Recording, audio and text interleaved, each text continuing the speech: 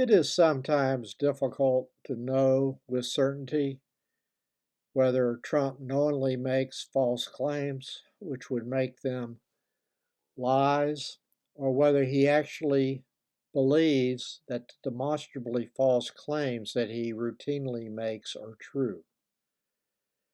This may have some relevance when the Lord passes judgment on Trump.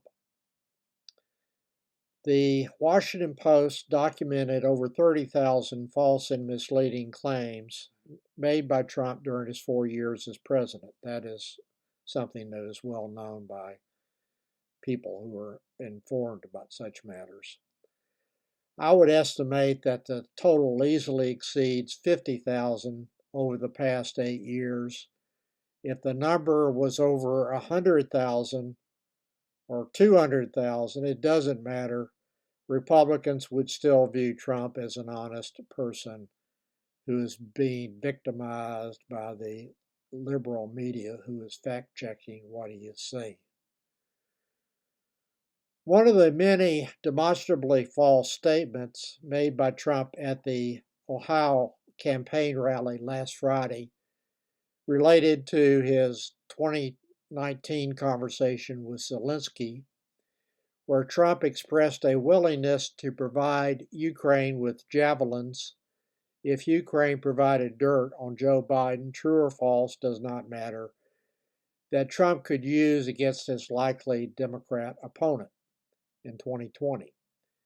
This is sometimes called the quid pro quo conversation. Trump has repeated false versions of this conversation in the past. In his current retelling at the Ohio rally, he claimed that he allowed the Democrats to make, quote, wilder and wilder, end of quote, claims about this conversation. Trump then decided to put them in their place by releasing a tape of the conversation that he had with Zelensky. There was no tape. He then claimed that Nancy Pelosi listened to the tape, which does not exist, and became angry with what her allies had said about the call. Trump then puts these words in Pelosi's mouth, a common technique that he uses when he creates his own reality. And he has Pelosi saying this, quote, he didn't do any of this stuff, end quote, which Pelosi never said. He then claims that Pelosi was told by someone, quote, let's just pretend he did and keep going forward, end quote. Trump then creates more embellishment on this reality creation with this comment.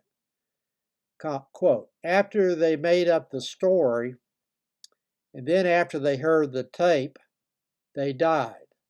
They didn't know that phone call was taped. That was one good case of a phone call being taped, and they were taped and they got caught, end quote. I mean, it's a completely fabricated story from start to finish. There is no tape of the conversation, so Pelosi could not have become angry with her allies after listening to the tape. There was a rough transcript of the call that corroborated the whistleblower's allegation about what Trump had told Zelensky. Trump had no choice then, after that whistleblower came forward, but to release the transcript, which confirmed what the whistleblower had said about the quid pro quo. After the transcript was released, Pelosi issued a statement accusing Trump of lawlessness and attempting to shake down Ukraine for the benefit of his campaign for president. Pelosi was angry, all right, but not at her allies. She was livid at Trump for what he had done. Trump has repeated versions of this reality creation prior to this year. He'll keep repeating it no matter how many times people correct him about what he's saying. Has his staff told him that he is making false statements? Or are they just afraid to bring reliable information to Trump that contradicts the story he is telling the voters? If it is the former, then Trump knows he is lying and he doesn't care. and everyone else knows that he's lying and they don't care. And the second option is the staff does not bother correcting Trump, knowing that he is not telling the truth, or possibly worse, believing that he would react badly and reject any accurate information that is inconsistent with the stories that he's telling. So they don't even bother to correct him anymore.